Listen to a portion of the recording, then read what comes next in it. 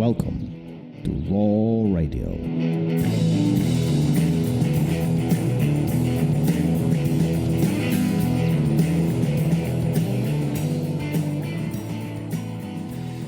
And we're live. And we're live. I feel like you wanted to clap just now. You want to do this again? Why don't you clap? Like, do it. Oh, that was a good clap. You can. I hope nobody's listening with their headphones. Do you want to say you're live? We are live too. No, that's your thing. That's cool. The clap is my thing too.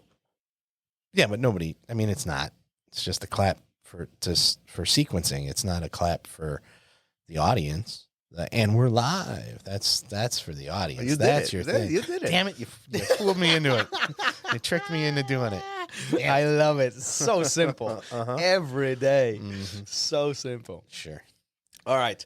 Well, so once again, we went international. Mm-hmm. What a great conversation with Goran.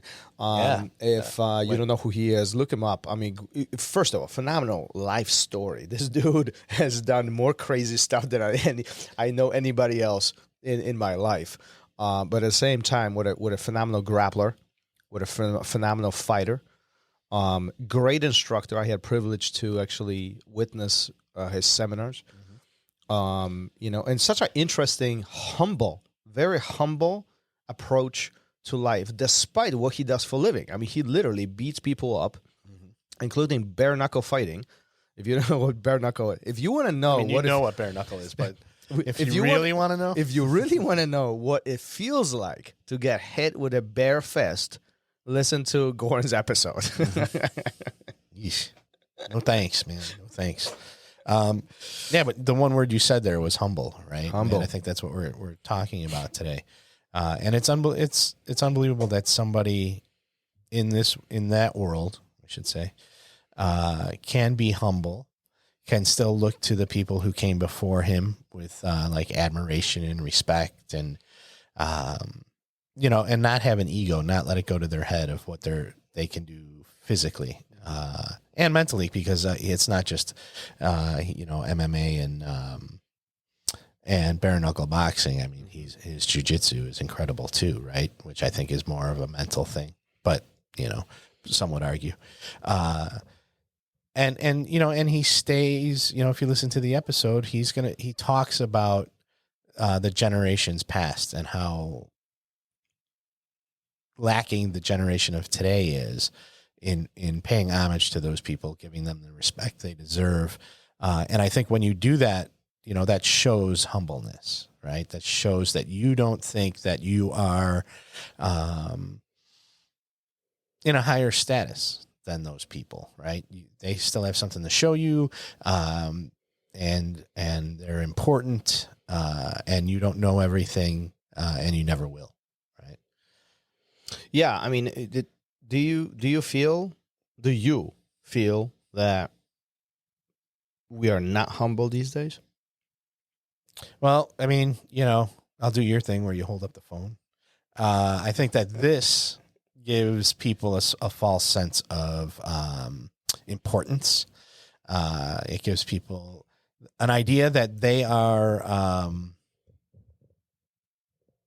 that they have something more to offer than what they really do, that they are better at something than someone else, and it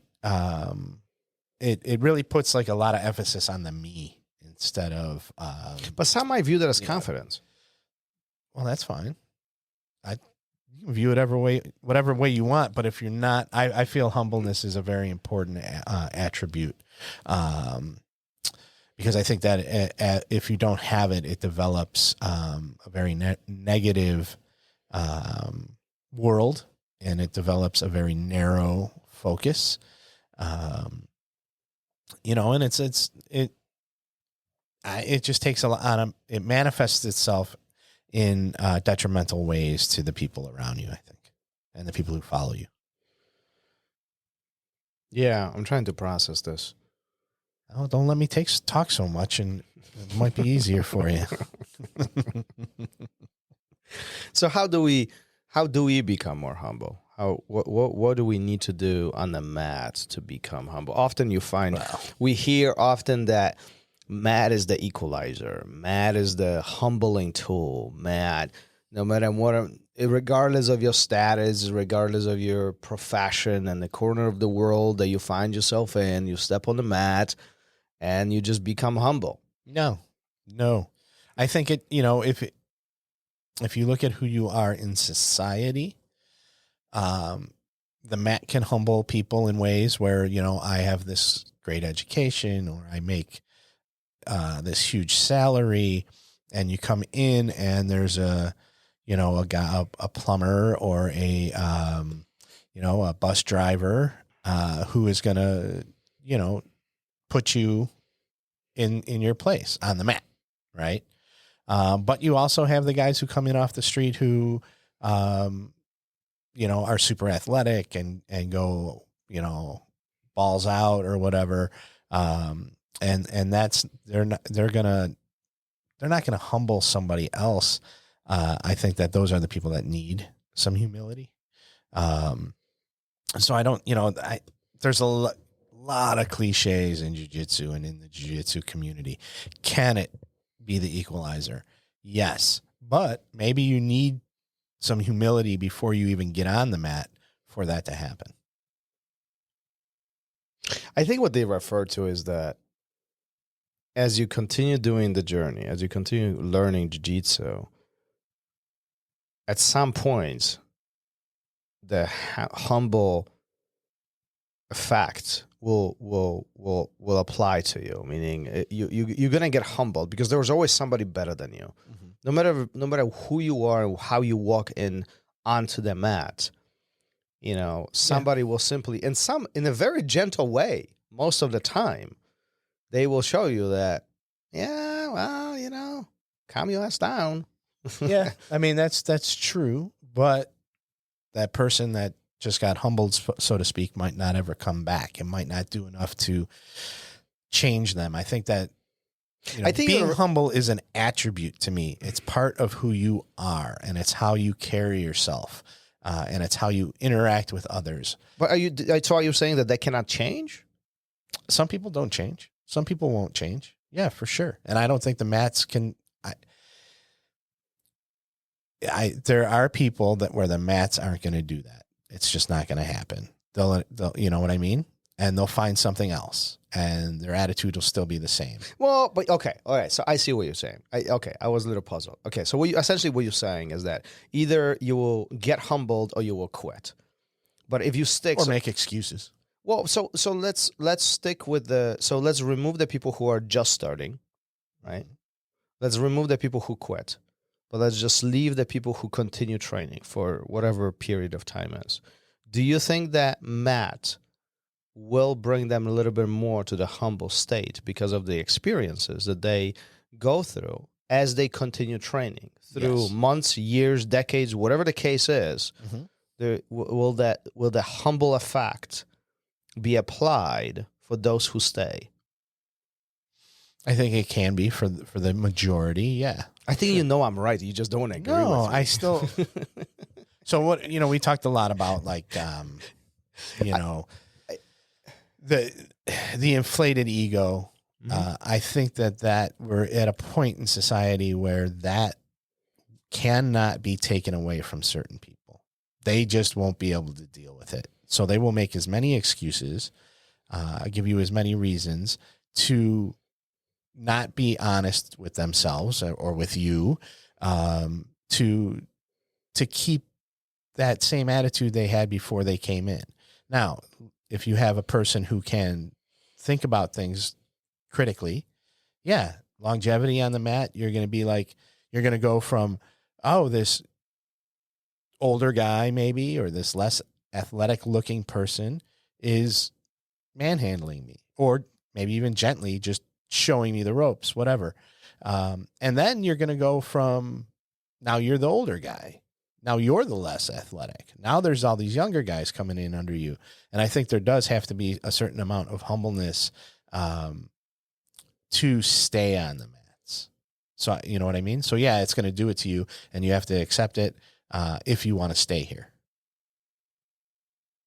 Yeah, I think I know what you're saying. I still do agree that mat and jiu-jitsu in general really brings that humble effect in most of us. Well, it's funny. Well, most of us. And I think it's not because, and so let me say this. It's not because we get smashed, we get tapped out, we get destroyed. I think it's more because the way how it happens.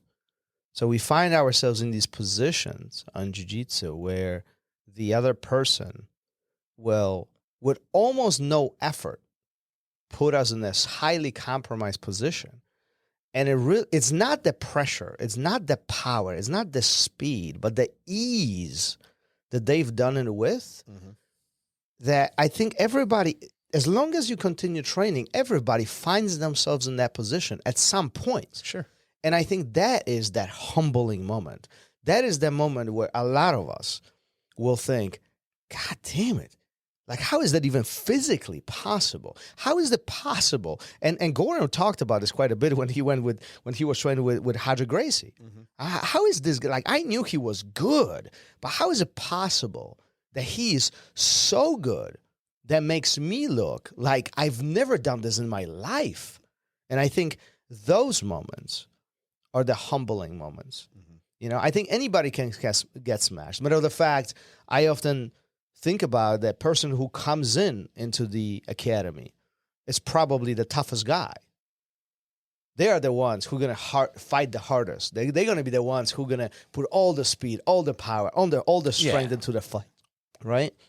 But it's the guy who's been training for a decade or two that is going to turn around and use almost no effort to not only disable that power, stop the speed, create the angles, and with almost no effort, or at least feels like no effort, will completely pick you apart and put you in these compromised position. And I don't know, at least maybe this is just my experiences, but I feel like every time I'm put in these spots, like, damn, like I've been 20 plus years on the mat, and I really feel like I don't know anything.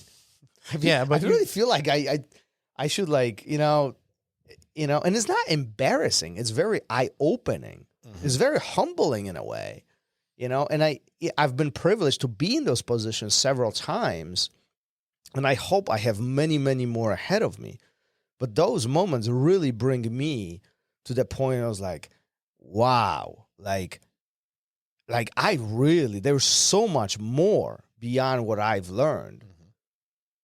Like, can I really ever even come scratching the surface to the level that these guys are at?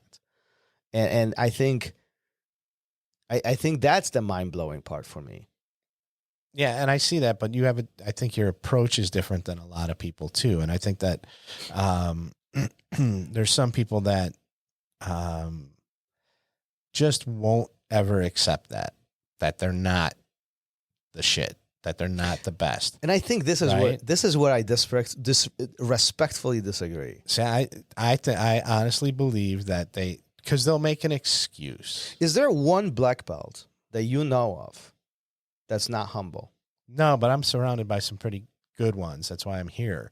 How many more black belts do you know? And, obviously we're not going to say anybody's name, but are there black belts where you're like, this guy's just a mother, and listen, I think there are exceptions, but that's not right. I'm not talking about the 1 in a million. I'm talking about a general population. I think there is something behind being on the mat for 10 years or 20 years and getting beat up and experiencing and then beating up on people.